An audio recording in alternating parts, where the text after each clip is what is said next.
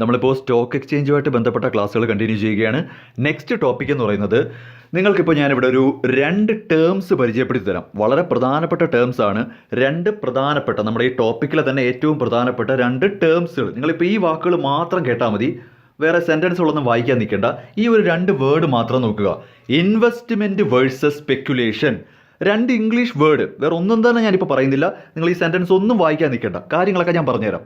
അപ്പോൾ സ്റ്റോക്ക് എക്സ്ചേഞ്ചുമായിട്ട് ബന്ധപ്പെടുത്തി നമ്മൾ ഏറ്റവും കൂടുതൽ യൂസ് ചെയ്യുന്ന, എക്സാം പോയിന്റ് ഓഫ് വ്യൂവിലായാലും ഏറ്റവും കൂടുതൽ ക്വസ്റ്റ്യൻസ് വരാൻ സാധ്യതയുള്ള ഒരു ഏരിയയാണ്. അപ്പോൾ 2 ഇംഗ്ലീഷ് വാക്ക് മാത്രമേ പറയുന്നുള്ളൂ, ഇൻവെസ്റ്റ്മെൻറ്റും സ്പെക്കുലേഷനും.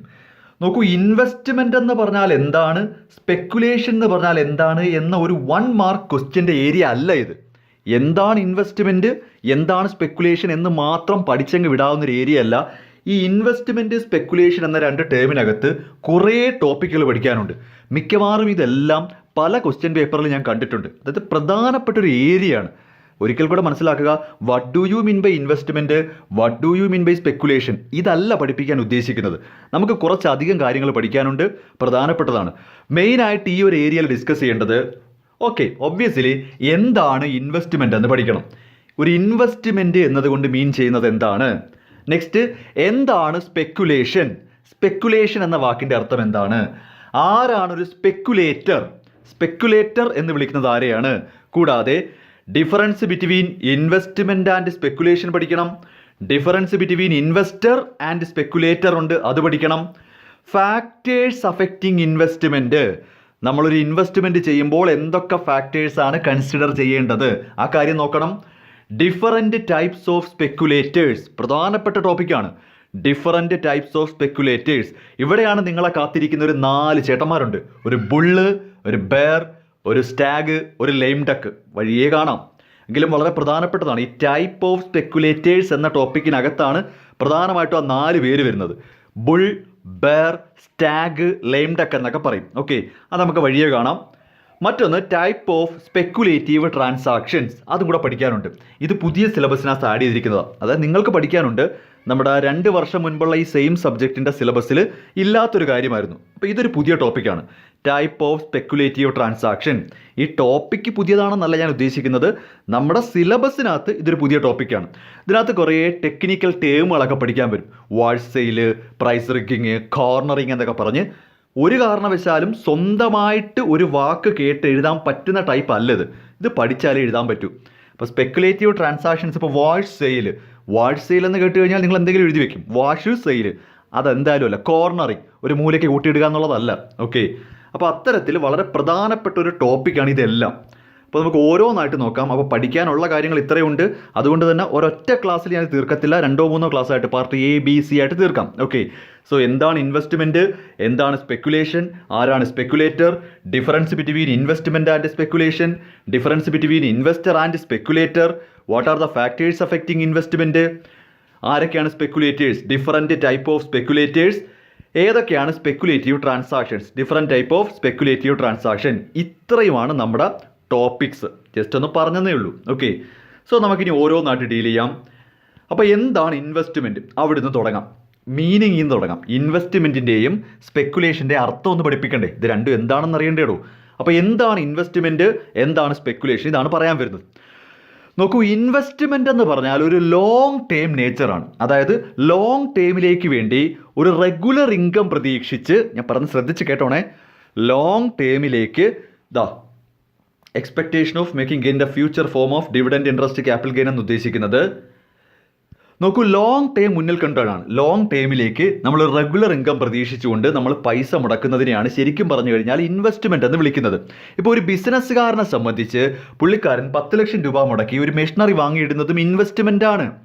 ബിസിനസ്സിലേക്ക് 10 ലക്ഷം രൂപ മുടക്കി ഒരു മെഷീനറി വാങ്ങിക്കുന്നത് ഇൻവെസ്റ്റ്മെൻ്റ് ആണ്. കാരണം 10 ലക്ഷം രൂപ അയാൾ ആ മെഷീനറിയിൽ ഇൻവെസ്റ്റ് ചെയ്തിരിക്കുവാണ്. അതിൻ്റെ റിട്ടേൺ എപ്പോൾ കിട്ടും, ലോങ് ടേമിലാണ് കിട്ടുന്നത്. നാളെയോ മറ്റന്നാളോ കൊണ്ട് കിട്ടി തീരത്തില്ല. അപ്പോൾ ലോങ് ടേം നേച്ചറാണ് ഇൻവെസ്റ്റ്മെൻറ്റിനുള്ളത്. അപ്പോൾ എന്താണ് ഇൻവെസ്റ്റ്മെൻറ്റ് എന്ന് ചോദിച്ചാൽ, investment means sacrificing some money value in the present. ഇപ്പോൾ നമ്മൾ ലക്ഷക്കണക്കിനോ കോടിക്കണക്കിനോ രൂപ സാക്രിഫൈസ് ചെയ്യണം. ഇൻവെസ്റ്റ്മെൻ്റ് എന്ന് പറയുമ്പോൾ 5 രൂപ, 10 രൂപ, 15 രൂപ അല്ല നമ്മൾ ഉദ്ദേശിക്കുന്നത്, ലക്ഷക്കണക്കിന് രൂപയുടെ കളിയാണ്. ഓക്കെ, സോ അറ്റ് പ്രസൻറ്റ് നമ്മൾ കുറച്ച് പൈസ സാക്രിഫൈസ് ചെയ്യുക എന്ന് പറഞ്ഞാൽ എന്താണ് ഉദ്ദേശിക്കുന്നത് ഇവിടെ? നമ്മളിപ്പോൾ 10 ലക്ഷം രൂപ മുടക്കി ഒരു മെഷീനറി വാങ്ങിക്കഴിഞ്ഞാൽ നമ്മുടെ കയ്യിൽ നിന്ന് 10 ലക്ഷം രൂപ പോയി, നമ്മളത് സാക്രിഫൈസ് ചെയ്തു. നമ്മളിപ്പോൾ 10 ലക്ഷം രൂപയുടെ ഇൻവെസ്റ്റ്മെൻറ്റ് നടത്തി എന്ന് പറഞ്ഞാൽ കയ്യിലിരിക്കുന്ന 10 ലക്ഷം രൂപ കയ്യിൽ നിന്ന് പോയി കഴിഞ്ഞു. മനസ്സിലാവുന്നുണ്ട്? അപ്പോൾ 10 ലക്ഷം രൂപ അയാൾ സാക്രിഫൈസ് ചെയ്തു. എന്തിനു വേണ്ടി? മെഷീനറി വാങ്ങുന്നതിന് വേണ്ടി. ആ രീതി ചിന്തിക്കുക. Okay, so investment means sacrificing some money value in the present. എന്തിനു വേണ്ടിയാ? With the expectation of making gain in the future in the form of dividend, interest, capital gain.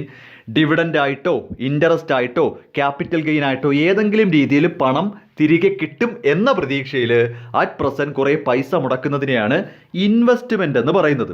Okay, അല്ലെങ്കിൽ it is the acquisition of asset in the expectation of generating income, അങ്ങനെയും പറയാം. അതാണ് ഈ മെഷീനറിയുടെ case. അപ്പോൾ investment എന്ന് ഉദ്ദേശിക്കുന്നത് at present നമ്മളൊരു നല്ലൊരു എമൗണ്ട് മുടക്കുക. എന്തിനു വേണ്ടിയാണ്?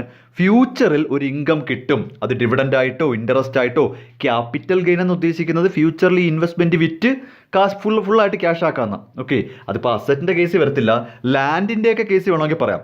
ഇപ്പം നിങ്ങളുടെയൊക്കെ പേരൻസ് ചിലപ്പോൾ ചെയ്യുന്നുണ്ടായിരിക്കാം. കുറച്ച് പൈസയൊക്കെ കിട്ടുമ്പോഴത്തേക്ക് നിങ്ങൾ സ്വർണ്ണം വാങ്ങി വെക്കാറില്ലേ? That is an investment. ഇപ്പോൾ വെറുതെ അങ്ങനെ സ്വർണ്ണം ഇപ്പോൾ വാങ്ങിയില്ലെങ്കിൽ ചത്തുപോകുന്നൊന്നും അല്ല. കുറച്ച് പൈസ കയ്യിരിക്കുമ്പോൾ വെറുതെ കളയണ്ടല്ലോ എന്ന് വിചാരിച്ചിട്ട് കുറച്ച് സ്വർണ്ണം വാങ്ങി വെക്കും. അല്ലെങ്കിൽ ഇത്തിരി കൂടുതൽ എമൗണ്ട് കയ്യിൽ വരികയാണെന്നുണ്ടെങ്കിൽ ഒരു ലാൻഡ് വാങ്ങിയിടും. ഇതൊക്കെ ഉദ്ദേശിക്കുന്നത് എന്താണ്? ഈ പറയുന്ന ഗോൾഡ് ആയാലും ലാൻഡ് ആയാലും നാളെ ഒരു കാലത്ത് വില കൂടുമ്പോൾ മറിച്ച് വിൽക്കാമെന്ന ഉദ്ദേശത്തിലാണ്. ഇതെല്ലാം ഇൻവെസ്റ്റ്മെൻ്റ് ആണ്. ഓക്കെ, പക്ഷേ ഇതെല്ലാം തന്നെയും ലോങ് ടേം നേച്ചറാണെന്ന് മനസ്സിലാക്കുക. ഇന്ന് വാങ്ങിയിട്ട് നാളെ വിൽക്കണമെന്നല്ല, ഇതൊക്കെ വാങ്ങി വെച്ചിരിക്കുവാണ്. ക്ഷമ വേണമെന്ന് പറയുന്ന കണക്കാ. അപ്പോൾ ഇൻവെസ്റ്റ്മെൻറ്റിൻ്റെ കേസിലൊരു ലോങ് ടേം ക്യാരക്ടറിസ്റ്റിക്സ് ഉണ്ട്.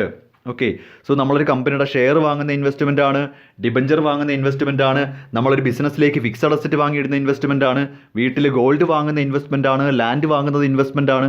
ഇതെല്ലാം തന്നെയും അറ്റ് പ്രസൻറ്റ് നമ്മൾ പൈസ സാക്രിഫൈസ് ചെയ്യുവാണ്. എന്തിനു വേണ്ടിയാ?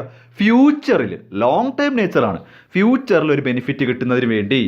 ഇതിനെയാണ് ഇൻവെസ്റ്റ്മെൻ്റ് എന്ന് ഉദ്ദേശിക്കുന്നത്. ഓക്കെ, എന്നാൽ സ്പെക്കുലേഷൻ എന്ന് പറഞ്ഞാൽ ഊഹക്കച്ചവടം എന്ന് പറയും മലയാളത്തിൽ. ഊഹക്കച്ചവടം, സ്പെക്കുലേഷൻ എന്ന് പറഞ്ഞാലും സാക്രിഫൈസിങ് മണി അറ്റ് പ്രസൻറ്റ് എന്തായാലും നടക്കും. നിങ്ങളിപ്പോൾ പൈസ മുടക്കണം. പക്ഷേ നിങ്ങൾ മനസ്സിലാക്കേണ്ടത് നമ്മുടെ ഉദ്ദേശം എന്ന് പറഞ്ഞാൽ ഇതിൽ നിന്ന് റിട്ടേൺ കിട്ടുക എന്നുള്ളതല്ല, പ്രൈസിലുണ്ടാകുന്ന വേരിയേഷനിൽ നിന്ന്, പ്രൈസിലുണ്ടാകുന്ന നമ്മൾ വാങ്ങി വെച്ചിരിക്കുന്ന സെക്യൂരിറ്റി എന്താണോ അതിൻ്റെ പ്രൈസിലുണ്ടാകുന്ന വേരിയേഷനിൽ നിന്ന് ലാഭം പിടിക്കുക. അതിനെയാണ് സ്പെക്കുലേഷൻ എന്ന് പറയുന്നത്. ഇപ്പോൾ എക്സാമ്പിളായിട്ട് ഞാനൊരു കമ്പനിയുടെ 100 ഷെയർ വാങ്ങി, 10 രൂപ കൊടുത്താണ് വാങ്ങിയത്. ഒരു കമ്പനിയുടെ 100 ഷെയർ 10 രൂപ കൊടുത്ത് വാങ്ങി. അപ്പോൾ 1000 രൂപയ്ക്ക് വാങ്ങി. എൻ്റെ ഉദ്ദേശം എന്ന് പറയുന്നത് ഇത് കയ്യിൽ ഹോൾഡ് ചെയ്ത് വെച്ചിട്ട് വളരെ നാളുകൾക്ക് ശേഷം കുറേ നാൾ ഡിവിഡൻ്റൊക്കെ മേടിച്ച് അങ്ങനെ ഒരു ലോങ് ടൈം പർപ്പസ് ഇല്ല. എൻ്റെ ഉദ്ദേശം ഇത് നാളെ 11 രൂപ ആവുകയാണെങ്കിൽ അപ്പോഴേ ഞാൻ വിൽക്കും. Short term നേച്ചറാണ്. സ്പെക്കുലേഷൻ എന്ന് പറയുന്നത് ഷോർട്ട് ടേമിലേക്കുള്ള പ്രൈസ് ഫ്ലക്ച്വേഷനിൽ നിന്ന് ബെനിഫിറ്റ് കിട്ടാനാണ് നോക്കുന്നത്. മനസ്സിലാവുന്നുണ്ടോ? അതായത് നമ്മളുടെ ഇൻവെസ്റ്റ്മെൻറ്റും സ്പെക്കുലേഷനും ഉള്ള പ്രധാനപ്പെട്ട വ്യത്യാസം എന്ന് പറഞ്ഞാൽ പീരീഡാണ്. ഇൻവെസ്റ്റ്മെൻ്റ് എന്ന് പറയുമ്പോൾ നമ്മൾ ആ പൈസ മുടക്കിയിട്ടിരിക്കുന്നത് ലോങ് ടേം നേച്ചർ ഉദ്ദേശിച്ചാണ്. പതുക്കെ സ്റ്റേബിൾ ഇൻകം ഇങ്ങനെ കിട്ടിക്കൊണ്ടിരിക്കണോ അതിൽ നിന്ന്. അതാണ് ഇൻവെസ്റ്റ് ചെയ്യുക എന്ന് പറയുന്നത്. ഓക്കെ, ഇനി അതല്ല, നാളെ ഒരു കാലത്ത് വിൽക്കാനാണെങ്കിൽ പോലും അതൊരു സഡനായിട്ട് ക്വിക്കായിട്ടുള്ള ആക്ഷൻ അല്ല. ഫ്യൂച്ചറിൽ കുറേ നാളുകൾക്ക് ശേഷം വെയിറ്റ് ചെയ്തിട്ടൊക്കെ നമ്മൾ വിൽക്കത്തുള്ളൂ. സ്പെക്കുലേഷൻ അങ്ങനല്ല. സ്പെക്കുലേഷനാണ് നമ്മുടെ മനസ്സിലിരിക്കുന്നതെങ്കിൽ, നമ്മുടെ മൈൻഡ് സ്പെക്കുലേറ്റീവ് മൈൻഡ് ആണെങ്കിൽ നമ്മൾ ആ പറയുന്ന അസറ്റ് വാങ്ങുന്നത് തന്നെ എത്രയും പെട്ടെന്ന് അതിൻ്റെ വില കൂടുകയാണെങ്കിൽ വിൽക്കാനായിട്ടാണ്. കയ്യിൽ വെച്ചിരിക്കണമെന്നേ ഇല്ല. നമുക്കത് കയ്യിൽ കൊണ്ട് നടക്കണമെന്നില്ല. എപ്പോഴാണോ പ്രൈസ് കൂടുന്നത് ആ സമയത്ത് നമ്മൾ വിറ്റിരിക്കും. ആ രീതിയിൽ നടത്തുന്ന ട്രാൻസാക്ഷനാണ് സ്പെക്കുലേറ്റീവ് ട്രാൻസാക്ഷൻ എന്ന് പറയുന്നത്. ഇപ്പോൾ ജസ്റ്റ് ഇത് ഇവിടെ പറയുന്നുണ്ട്, in speculative transactions securities are bought with the expectation that the price will rise in future and sold with the expectation that the price will fall. ഉദ്ദേശിക്കുന്നത് നമ്മളൊരു സെക്യൂരിറ്റി വാങ്ങുകയും അതിൻ്റെ പ്രൈസ് വിത്തിൻ ഡേയ്സോ വിത്തിൻ വീക്സോ കൂടുമെന്നുണ്ടെങ്കിൽ നമ്മളത് വിൽക്കും. വിറ്റിട്ട് ഉടനെ തന്നെ അതിൻ്റെ പ്രൈസ് കുറയുവാണെങ്കിൽ വീണ്ടും വാങ്ങും. നമ്മുടെ ഉദ്ദേശം എന്ന് പറഞ്ഞാൽ അത് കയ്യിൽ കൊണ്ട് നടക്കണമെന്നല്ല. നമ്മൾ വാങ്ങി വെച്ചിരിക്കുന്ന സെക്യൂരിറ്റിയുടെ പ്രൈസിൽ എപ്പോഴാണോ നമുക്ക് അഡ്വാൻറ്റേജ് കിട്ടുന്നത് ആ സമയത്ത് വിൽക്കുക. That is speculation. എന്നാൽ ഇൻവെസ്റ്റ്മെൻറ്റിൻ്റെ കേസ് അതല്ല. ഇൻവെസ്റ്റ്മെൻ്റ് എന്ന് പറയുന്നത് നമുക്കതൊരു ലോങ് ടൈം പർപ്പസിലേക്കാണ്. പൈസ അങ്ങ് മുടക്കി ഇട്ടേക്കുവാണ്. അതിൽ നിന്ന് ഒരു മാസാമാസം അല്ലെങ്കിൽ എങ്ങനെയെങ്കിലുമൊക്കെ ഇങ്ങനെ റിട്ടേൺ കിട്ടിക്കൊണ്ടിരിക്കും. അപ്പോൾ നിങ്ങൾ ഈ ഗോൾഡിൻ്റെ കേസ് ചോദിക്കും, ഗോൾഡ് വാങ്ങി വെച്ചാൽ എന്ത് റിട്ടേൺ കിട്ടും?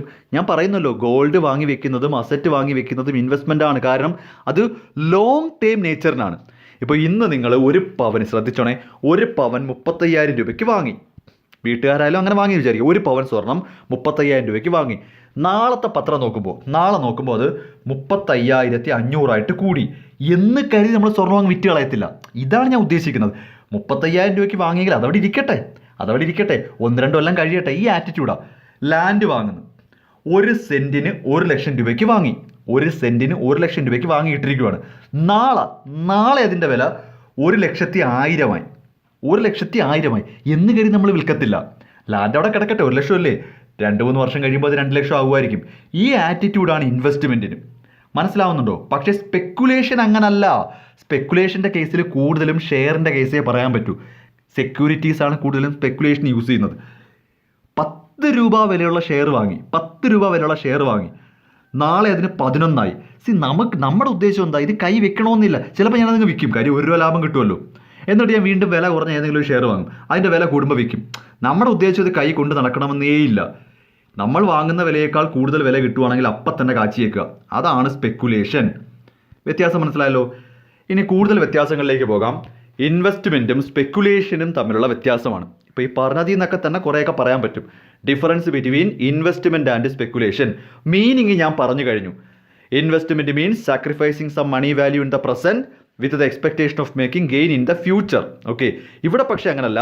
സ്പെക്കുലേഷൻ എന്ന് പറഞ്ഞാൽ buying or selling of risk securities with the expectation that the price will fluctuate in future.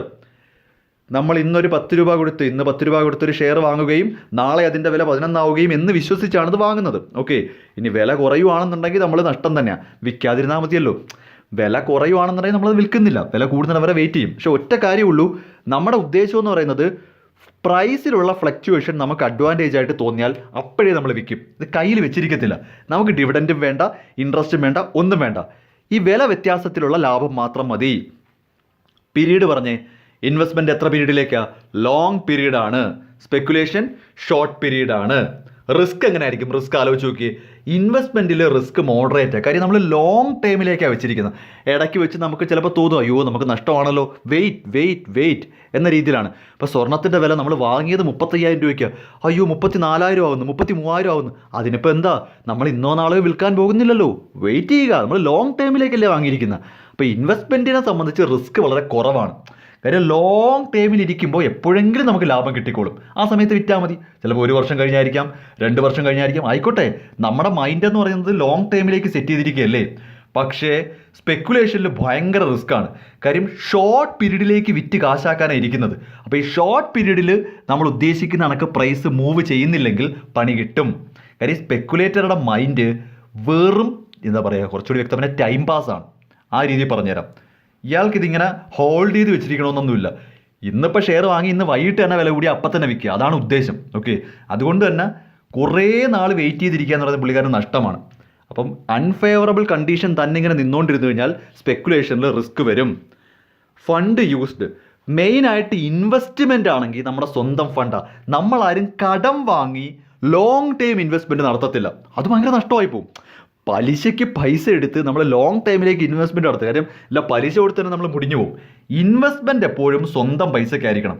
പക്ഷേ സ്പെക്കുലേഷൻ വേണമെങ്കിൽ ബോറോഡ് ഫണ്ടിൽ നടത്താം. കാര്യം വിത്തിൻ എ ഷോർട്ട് പീരീഡ് നമുക്ക് ആ പൈസ തിരിച്ചു കിട്ടുമെന്നാണ് വിചാരിക്കുന്നത്. നമ്മളിപ്പോൾ ഇന്ന് ഷെയർ മേടിച്ചിട്ട് നാളെയോ മറ്റന്നാളോ തന്നെ വിറ്റ് കാശാക്കുമല്ലേ. അതുകൊണ്ട് തന്നെ കടം വാങ്ങി ബിസിനസ് ചെയ്താലും കുഴപ്പമില്ല, കടം പെട്ടെന്ന് കൊടുത്ത് തീർക്കാൻ പറ്റും. ഇൻവെസ്റ്റ്മെൻറ്റ് അങ്ങനല്ല. നിങ്ങളിപ്പം പണം പലിശയ്ക്ക് എടുത്തുകൊണ്ട് സ്വർണ്ണം വാങ്ങിയുള്ള അവസ്ഥ ആലോചിച്ച് നോക്കിയേ. അപ്പോൾ ഒരു കല്യാണമൊന്നും അല്ല ഞാൻ ഉദ്ദേശിക്കുന്നതെന്ന് ആദ്യമേ പറഞ്ഞു.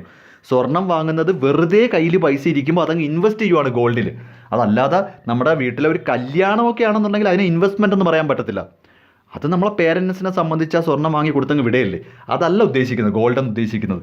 നമ്മുടെ കയ്യിലിരിക്കുന്ന പൈസ വെറുതെ സ്വർണ്ണം വാങ്ങി വെക്കുന്നു. ആരെങ്കിലും പലിശയ്ക്ക് പൈസ എടുത്ത് വെറുതെ സ്വർണ്ണം വാങ്ങി വെക്കൂ? ഇല്ല, കാര്യം നഷ്ടമല്ലേ, പലിശ കൊടുക്കണ്ടേ. പക്ഷേ സ്പെക്കുലേഷനിൽ നമ്മുടെ ഉദ്ദേശം തന്നെ സെക്യൂരിറ്റി വാങ്ങുക വിൽക്കുക. അതുകൊണ്ട് തന്നെ കടം വാങ്ങി ചെയ്യാം. Basis for decision. ഒരു ഇൻവെസ്റ്റ്മെൻറ്റ് നടത്തുന്നതിനുള്ളൊരു ഇൻവെസ്റ്റ്മെൻറ്റിൻ്റെ ഡിസിഷൻ എടുക്കുന്നതിൻ്റെ ഒരു ബേസിസ് എന്താണ്? കൂടുതലായിട്ടും ഒരു കമ്പനിയിൽ നമ്മൾ ഇൻവെസ്റ്റ് ചെയ്യുന്നത് കമ്പനിയുടെ ട്രാക്ക് റെക്കോർഡും പെർഫോമൻസും ഒക്കെ നോക്കിയിട്ടാണ്. ഓക്കെ, സ്പെക്കുലേഷൻ അങ്ങനല്ല, ആ സമയത്തുള്ള കേട്ടുകേൾവിയാണ്. Hearsay and market psychology. കാര്യം ആ കമ്പനിയുടെ നല്ല പേരോ ട്രാക്ക് റെക്കോർഡോ അല്ല നോക്കേണ്ടത്. കാര്യം നമുക്ക് വിത്തിൻ ഡേയ്സിൽ ട്രാൻസാക്ഷൻ തീർക്കണം. ഇന്ന് തിങ്കൾ ചൊവ്വ ബുധൻ എക്സാമ്പിളാണ്, തിങ്കൾ ചൊവ്വ ബുധൻ ഈ കമ്പനിയുടെ പെർഫോമൻസ് എങ്ങനെയാണെന്ന് മാത്രം നോക്കിയാൽ മതി. കമ്പനി പണ്ട് എന്തായിരുന്നു ഇനി എന്താണ് നമ്മൾ നോക്കേ വേണ്ട. സ്പെക്കുലേഷനിൽ തിങ്കളാഴ്ച ഞാൻ ഷെയർ വാങ്ങും, എനിക്ക് മാക്സിമം ബുധനാഴ്ച വരെ ഹോൾഡ് ചെയ്യാൻ പറ്റൂ, അപ്പം ഞാൻ വിൽക്കണം. തിങ്കൾ ചൊവ്വ ബുധൻ മാർക്കറ്റ് എങ്ങനെയാണ് അത് മാത്രമേ ഞാൻ നോക്കത്തുള്ളൂ. അതാണ് ഡിസിഷൻ്റെ ഒരു ബേസ് എന്ന് പറയുന്നത്. ഓക്കെ, നെക്സ്റ്റ് ഇൻവെസ്റ്ററുടെ ആറ്റിറ്റ്യൂഡ്. ഇൻവെസ്റ്റ്മെൻറ്റിൽ കുറച്ച് കൺസർവേറ്റീവ് ആയിരിക്കും, കോഷ്യസ് ആയിരിക്കും, കുറച്ചുകൂടി നമ്മളൊന്ന് ശ്രദ്ധിക്കും. കാര്യം കുറച്ച് എമൗണ്ട് കൂടുതലായിരിക്കും, ലോങ് ടൈം നേച്ചറാണ്, നമുക്ക് റെഗുലർ ഇൻകം കിട്ടണം. എന്നാൽ സ്പെക്കുലേഷൻ ഭയങ്കര അഗ്രസീവ് ആയിരിക്കും, കെയർലെസ് ആയിരിക്കും, ഡയറിങ് ആയിരിക്കും. എന്ന് പറഞ്ഞാൽ ഒരു തരത്തിലും നമ്മളൊന്നും തന്നെ അധികമായിട്ട് ആലോചിക്കുന്നില്ല. ഇപ്പോൾ ഉദാഹരണത്തിന് ഞാൻ പറഞ്ഞല്ലോ 10 രൂപയുടെ ഷെയർ മേടിച്ചിട്ട് അതിൻ്റെ വില നാളെ 11 ആവുക എന്ന് കണ്ടാൽ അപ്പോഴേ വിറ്റേക്കുക. ഇനി നാളെ കഴിഞ്ഞത് മറ്റന്നാൾ 12 ആകുമോ 13 ആകുമോ അതൊന്നും നോക്കുന്നില്ല. കാര്യം നമുക്കിതൊരു ലോങ് ടേം പർപ്പസ് അല്ല. എപ്പോഴാണോ നമുക്ക് ഗുണം കിട്ടുന്നത് ആ സമയത്ത് വിൽക്കുവാണ്. അതാ രാവിലെ വാങ്ങിയിട്ട് വേണമെങ്കിൽ ഉച്ചയ്ക്ക് വിൽക്കാൻ റെഡിയാണ്. ആ രീതിയിൽ നിൽക്കുന്നവരാണ് സ്പെക്കുലേറ്റേഴ്സ്. മോഡ് ഓഫ് ഏണിങ്. ഇൻവെസ്റ്റ്മെൻ്റ് ആണെങ്കിൽ നമുക്ക് ഡിവിഡൻറ്റും ഇൻട്രസ്റ്റും ഒക്കെ കിട്ടുന്നത് ഏണിംഗ് ആയിട്ട്. എന്നാൽ സ്പെക്കുലേഷനിൽ അതൊന്നും വെയിറ്റ് ചെയ്യത്തില്ല. ആ പ്രൈസ് ചേഞ്ചാണ് നമ്മൾ പ്രോഫിറ്റ് ആയിട്ട് മാറ്റുന്നത്. 10 വാങ്ങി 11 വിറ്റാൽ 1 രൂപ ലാഭം, ഇത്രയും നോക്കുന്നുള്ളൂ. റിട്ടേൺ എക്സ്പെക്റ്റഡ് ഇൻവെസ്റ്റ്മെൻറ്റിൽ നിന്ന് ഒരു മോഡറേറ്റ് റിട്ടേണേ പ്രതീക്ഷിക്കുന്നുള്ളൂ. അല്ലാതെ കോടികൾ മുടക്കിയിട്ട് കോടികൾ കിട്ടണമെന്ന് പ്രതീക്ഷിക്കുന്നില്ല. ഒരു സാധാരണ ഒരു റിട്ടേൺ കിട്ടിക്കൊണ്ടിരിക്കണം. പക്ഷേ സ്പെക്കുലേഷൻ അങ്ങനല്ല, ഹൈ റിട്ടേൺ ആണ് പ്രതീക്ഷിക്കുന്നത്. കാര്യം അവിടെ റിസ്ക്കും കൂടുതലാണ്. റിസ്ക് കൂടുതലായതുകൊണ്ട് നമ്മൾ റിട്ടേണും കൂടുതലായിട്ട് പ്രതീക്ഷിക്കും. ഇൻകം സ്റ്റേബിൾ ഇൻകം പ്രതീക്ഷിക്കും. നമ്മൾ എവിടെയെങ്കിലും ഇൻവെസ്റ്റ് ചെയ്തിട്ടിരുന്നാൽ നമ്മൾ അതിൽ നിന്നൊരു സ്റ്റേബിൾ ഇൻകമാണ് പ്രതീക്ഷിക്കുന്നത്. പക്ഷേ സ്പെക്കുലേഷനിലെ ഇൻകം അൺസർട്ടൺ ആണ്, അല്ലെങ്കിൽ ഇറഗുലർ ആണ്. ഇത്രയുമാണ് പ്രധാനമായിട്ടും. ഏകദേശം നിങ്ങൾക്കൊരു ഐഡിയ കിട്ടിക്കാണും എന്താണ് ഇൻവെസ്റ്റ്മെൻറ്റ്, എന്താണ് സ്പെക്കുലേഷൻ. ഇൻവെസ്റ്റ്മെൻറ്റ് എന്ന് പറഞ്ഞാൽ നല്ല ഉറച്ച മനസ്സ് പോലെയാണ്. ലോങ് ടൈമിലേക്ക് കിട്ടിയേക്കോ, നമുക്ക് പേടിയൊന്നുമില്ല, അതിൽ നമുക്ക് ഇൻകം കിട്ടിക്കൊണ്ടിരിക്കും, അതവിടെ കിടക്കട്ടെ, ഒരു 5-6 കൊല്ലത്തേക്ക് അവിടെ കിടക്കട്ടെ, ഈ ഒരു ആറ്റിറ്റ്യൂഡാണ്. സ്പെക്കുലേഷൻ അങ്ങനല്ല. സ്പെക്കുലേഷൻ എന്ന് പറയുമ്പോൾ ഞാൻ പറഞ്ഞല്ലോ, തിങ്കളാഴ്ച പർച്ചേസ് ചെയ്യുന്നൊരു സെക്യൂരിറ്റി, തിങ്കളാഴ്ച വാങ്ങുന്ന സെക്യൂരിറ്റി നമ്മൾ ബുധനാഴ്ചക്കകം വിൽക്കാനാണ് നോക്കുന്നത്. അപ്പോൾ ആ തിങ്കൾ ചൊവ്വ ബുധൻ്റെ മാർക്കറ്റ് മാത്രം നമ്മൾ നോക്കിയാൽ മതി. ബുധനാഴ്ചയ്ക്ക് ശേഷം കമ്പനി പൊട്ടിപ്പോയാലും നമുക്കൊന്നുമില്ല എന്ന ആറ്റിറ്റ്യൂഡാണ്. തിങ്കൾ ചൊവ്വ ഈ 3 ദിവസത്തേക്ക് മാത്രമേ നമ്മൾ ചിന്തിക്കുന്നുള്ളൂ. ആ ഒരു അഗ്രസീവ് മൈൻഡിനെയാണ് സ്പെക്കുലേഷൻ എന്ന് പറയുന്നത്. നെക്സ്റ്റ് ഒരു ടോപ്പിക് നോക്കാം. Factors influencing investment. Factors influencing investment. നമ്മൾ എവിടെയെങ്കിലും ലക്ഷക്കണക്കിന് കോടിക്കണക്കിന് രൂപ ഇൻവെസ്റ്റ് ചെയ്യുമ്പോൾ എന്തൊക്കെ ഫാക്ടേഴ്സ് പരിഗണിക്കണം, അല്ലെങ്കിൽ ഏതൊക്കെ ഫാക്ടേഴ്സ് പരിഗണിച്ചിട്ടാണ് നമ്മൾ കുറച്ച് പൈസ ഇൻവെസ്റ്റ് ചെയ്യേണ്ടുന്നത്. ഇവിടെ ഇൻവെസ്റ്റ്മെൻറ്റ് ഉദ്ദേശിക്കുന്നത് ഒരു കമ്പനിയുടെ ഷെയർ, ഡിബഞ്ചർ വാങ്ങുന്നതാവാം, ഫിക്സഡ് അസറ്റ് വാങ്ങുന്നതാവാം, എന്തിനൊരു ബിസിനസ് തുടങ്ങുന്നത് പോലും ഇൻവെസ്റ്റ്മെൻ്റ് ആണ്. നിങ്ങൾ കൊമേഴ്സുകാർ അറിയണം, ഞാനൊരു ബിസിനസ് സ്റ്റാർട്ട് ചെയ്യുന്നത് എൻ്റെ ഇൻവെസ്റ്റ്മെൻ്റ് ആണ്. എൻ്റെ കയ്യിൽ 1 കോടി രൂപയുണ്ട്, ഞാൻ അത് വെച്ചൊരു ബിസിനസ് തുടങ്ങുകയാണെന്നുണ്ടെങ്കിൽ ഞാൻ 1 കോടി രൂപ ആ ബിസിനസ്സിൽ ഇൻവെസ്റ്റ് ചെയ്തിരിക്കുവാണ്. അപ്പോൾ ഒരു ബിസിനസ് തുടങ്ങുന്ന ഇൻവെസ്റ്റ്മെൻ്റ് ആണ്, ഒരു കമ്പനിയുടെ ഷെയർ വാങ്ങുന്ന ഇൻവെസ്റ്റ്മെൻ്റ് ആണ്, ഡിബഞ്ചർ വാങ്ങുന്നത് ഇൻവെസ്റ്റ്മെൻ്റ് ആണ്, ഗോൾഡ് വാങ്ങുന്നത് ഇൻവെസ്റ്റ്മെൻ്റ് ആണ്. ഇതെല്ലാം തന്നെയും ലോങ് ടൈം നേച്ചറാണ്. ഒരു സ്റ്റേബിൾ ഇൻകം കിട്ടണം എന്നതാണ് ആറ്റിറ്റ്യൂഡെങ്കിൽ ഇതെല്ലാം ഇൻവെസ്റ്റ്മെൻ്റ് ആണ്. അപ്പോൾ അത് വെച്ചിട്ട് എന്തൊക്കെ ഫാക്ടേഴ്സാണ് പ്രധാനമായിട്ടും കൺസിഡർ ചെയ്യേണ്ടത്? ആദ്യം rate of interest. Rate of interest എന്ന് പറഞ്ഞാൽ നമ്മൾ എവിടെയെങ്കിലും ഇൻവെസ്റ്റ് ചെയ്തിരിക്കുന്നത്, ഇപ്പോൾ ഒരു കമ്പനിയുടെ ഡിബഞ്ചർ വാങ്ങുന്നതാവാം, ബാങ്കിൽ കൊണ്ടുപോയി ഇൻവെസ്റ്റ് ചെയ്താവാം, എന്തോ ആയിക്കോട്ടെ, റേറ്റ് ഓഫ് ഇൻട്രസ്റ്റ് പരിശോധിക്കണം. കാര്യം റെഗുലർ ഇൻകം കിട്ടാൻ വേണ്ടിയാണല്ലോ. ഒട്ടും ഇൻട്രസ്റ്റ് ഇല്ല, വളരെ വളരെ കുറവാണ് ഇൻട്രസ്റ്റ് എങ്കിൽ നമ്മൾ ചിലപ്പോൾ ഇൻവെസ്റ്റ് ചെയ്യാനൊന്നും മടിക്കും. Government policy. ഗവൺമെൻറ്റിൻ്റെ പോളിസി, അതായത് ഉദ്ദേശിക്കുന്ന കൂടുതലായിട്ടും ഇത് ഗവൺമെൻറ്റിൻ്റെ ഈ കമ്പനികൾക്കെതിരായിട്ടുള്ള പോളിസി എങ്ങനെയാണ്, ഇപ്പോൾ പുതിയ ബിസിനസ് തുടങ്ങുമ്പോഴുള്ള പോളിസി എന്താണ്. അപ്പോൾ ഇൻവെസ്റ്റ്മെൻറ്റ്, പുതിയ ഇൻവെസ്റ്റ്മെൻറ്റ് ഗവൺമെൻറ് സ്വീകരിക്കുന്നുണ്ടോ, ഗവൺമെൻറ് സ്വാഗതം ചെയ്യുന്നുണ്ടോ, ഫേവറബിൾ കണ്ടീഷൻ ആണോ. ഇപ്പോൾ ചില സമയത്തൊക്കെ പറയാറുണ്ട്, ചില കമ്പനികൾക്കൊക്കെ പുതിയ ഇൻവെസ്റ്റ്മെൻറ്റ് തുടങ്ങാനായിട്ട് അവസരം കൊടുക്കും, സ്റ്റാർട്ടപ്പുകൾക്കൊക്കെ തുടങ്ങാം. അങ്ങനെയാണെങ്കിൽ നമുക്കിത് ഇൻവെസ്റ്റ്മെൻറ്റ് ഓക്കെയാണ്. Government spending on infrastructure. ഇവിടെ ഉദ്ദേശിക്കുന്നത്, ഇപ്പോൾ എനിക്കൊരു ബിസിനസ് സ്റ്റാർട്ട് ചെയ്യണം, ഒരു പർട്ടിക്കുലർ ഏരിയയിൽ ഒരു ബിസിനസ് സ്റ്റാർട്ട് ചെയ്യണം. പക്ഷേ ആ ഒരു ഏരിയയിൽ ഇലക്ട്രിസിറ്റിയോ വാട്ടർ സപ്ലൈ ഒന്നും അധികം ഓക്കെ അല്ല. അതിനർത്ഥം എന്താ, ഗവൺമെൻറ്റിൻ്റെ ഈ ഇൻഫ്രാസ്ട്രക്ചർ എന്ന് ഉദ്ദേശിക്കുന്നത് നമ്മൾ ഈ പറയുന്ന ഇലക്ട്രിസിറ്റി ആവാം, വാട്ടർ സപ്ലൈ ആവാം, ട്രാൻസ്പോർട്ടേഷൻ ആവാം, കമ്മ്യൂണിക്കേഷൻ ആവാം. ഇത്തരം കാര്യങ്ങളെല്ലാം ഗവൺമെൻറ്റാണ് ചെയ്യേണ്ടത്. ഓക്കെ, അപ്പോൾ ഗവൺമെൻറ് ഇൻഫ്രാസ്ട്രക്ചറിൽ കൂടുതൽ സ്പെൻഡ് ചെയ്യുന്നുണ്ടെങ്കിൽ ആ ഒരു ഏരിയ മൊത്തത്തിൽ ഇൻവെസ്റ്റ്മെൻറ്റ് ചെയ്യുക, അതായത് ബിസിനസ് നടത്താൻ ഓക്കെ ആവുമെന്നാണ് പറയുന്നത്. ഓക്കെ, ഇപ്പോൾ നിങ്ങൾ ആലോചിച്ച് നോക്കിയാൽ മതി, ഇപ്പോൾ ഇന്ത്യയിലെ തന്നെ ഏറ്റവും കൂടുതൽ വ്യവസായങ്ങളുള്ളത് ബോംബെയിലാണ്, കൊൽക്കട്ടയിലാണ്, ബാംഗ്ലൂരാണ്. കാര്യം അവിടെ എല്ലാം ഇൻഫ്രാസ്ട്രക്ചർ ഡെവലപ്മെൻ്റ് ഉണ്ട്. കേരളത്തിലേക്ക് വന്നാൽ ട്രിവാൻഡ്രം ആവാം, കൊച്ചി ആവാം, കോഴിക്കോടാവാം. പക്ഷേ കൂടുതലായിട്ട് വയനാടിനെ പറ്റി പറയുന്നില്ല. കാര്യം വയനാട് അല്ലെങ്കിൽ ഇടുക്കിയുടെ പറ്റി പറയുന്നില്ല. കാര്യം അവിടെയൊക്കെ ഇൻഫ്രാസ്ട്രക്ചർ കുറവാണ്. ഇപ്പോൾ കൊച്ചിയും വയനാടുമായിട്ടുള്ള വ്യത്യാസം കൊച്ചിയിലേക്ക് ചെന്ന് കഴിഞ്ഞാൽ അവിടെ നമുക്ക് ട്രാൻസ്പോർട്ടേഷൻ ഉണ്ട്, കമ്മ്യൂണിക്കേഷൻ ഉണ്ട്, വാട്ടർ സപ്ലൈയുടെ എല്ലാം ഓക്കെയാണ്.